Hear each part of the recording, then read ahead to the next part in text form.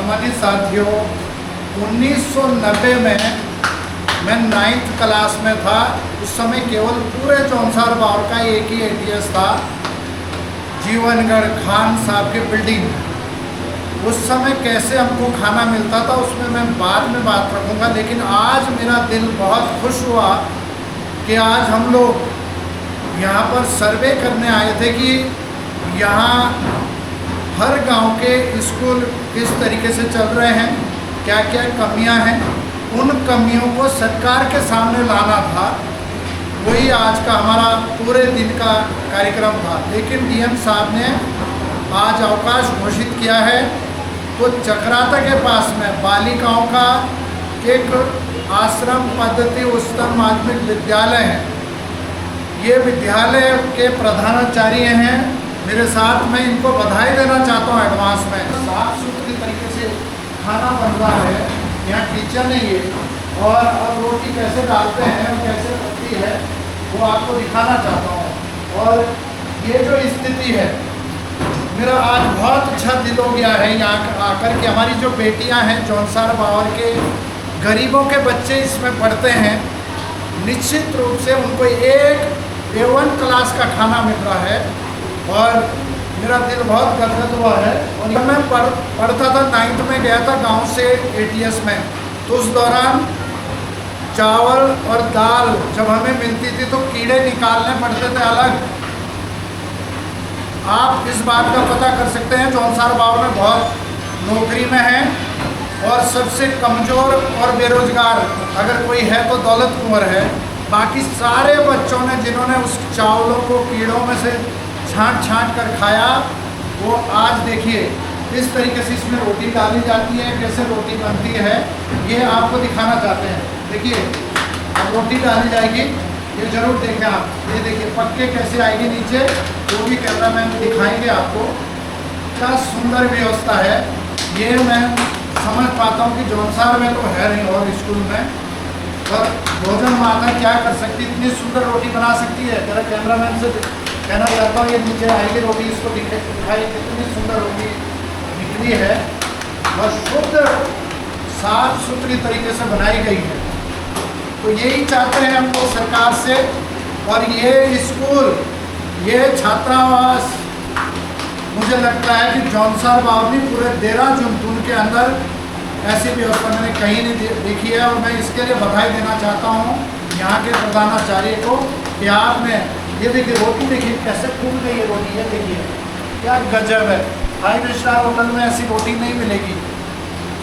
सामान्य साथियों, जब मेरा एक स्कूल था एटीएस, तो ऐसे गूंथते थे आटे, कभी कभी पाँव से गूंथते थे, तब खाना पड़ता था हमको।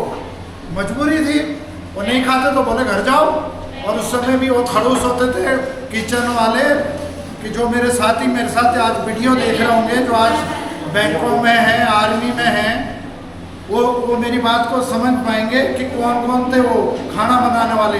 हमको मारते तक थे जब वो पाँव से आटा गूंथते थे। तो कितने बच्चों को आटा गूंथने के लिए पाँव से गूंथ रहा, हम विरोध करते थे तो हमको मारते थे।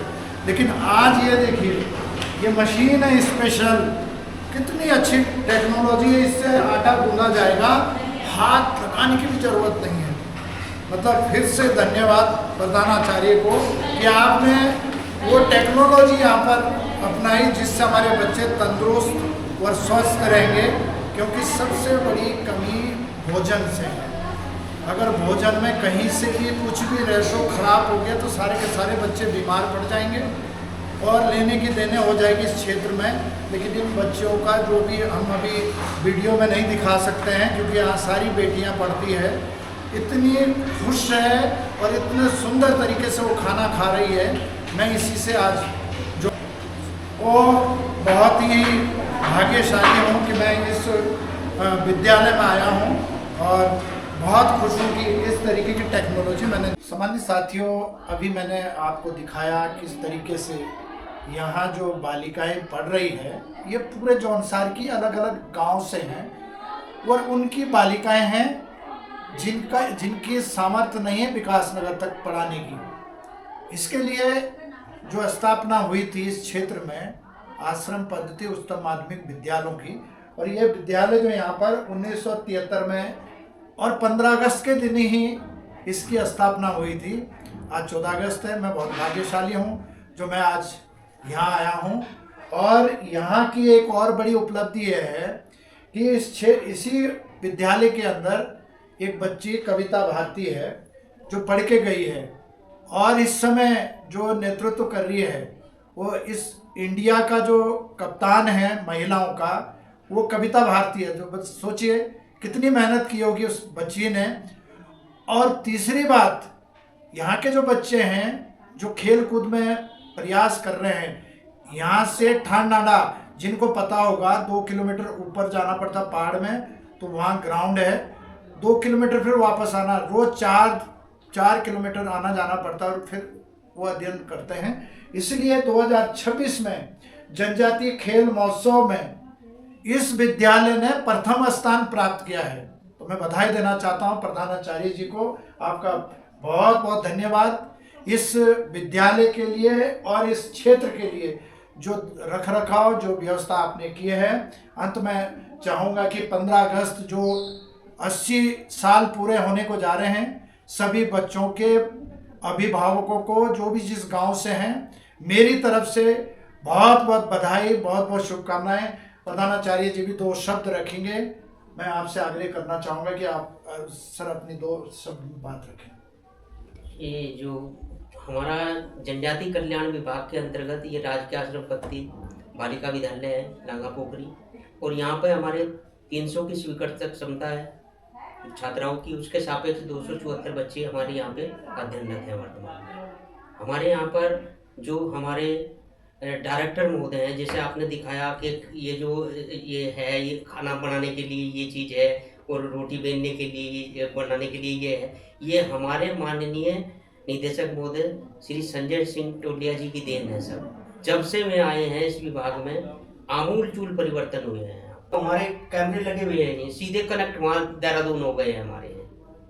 मतलब एक चीजें यहाँ की जो है वो सब देहरादून देखी जाएगी। सर मैं तो आपको माफी चाहूँगा, मैं तो इतना भाग्यशाली हूँ कि आज मैंने अभी भोजन भी किया। जो बालिकाओं को यहाँ पे भोजन परोसा जाता है, मैंने निवेदन किया कि मुझे वही भोजन खाना है। किस तरीके से इन बालिकाओं का उज्जवल भविष्य है।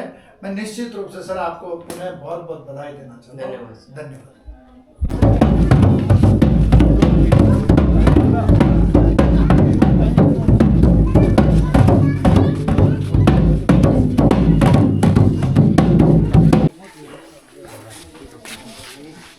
सब बहुत खुशी मिलो कई क्या अपने जी की बात आ बहुत आराम से शोको लाई ऐत की और ऐत की जो यही बात है पूरे खोते नहीं जानती आदमी वर रिश्तेदारी तुम्हारी आमुंडी मुंडी कि दौलत कुंवर रहा था हाँ काई रहा लाई ये तो बात आज अपनी बात रखो। आप सबका बहुत बहुत धन्यवाद कि जो तुम्हें अपना समय देना और मुख सुनने के इच्छे बुद्धिमान लोग, श्याणा जी, मिठन भाई, आप बाबूजी, आप लोग जो मेरे को सुन रहे हैं,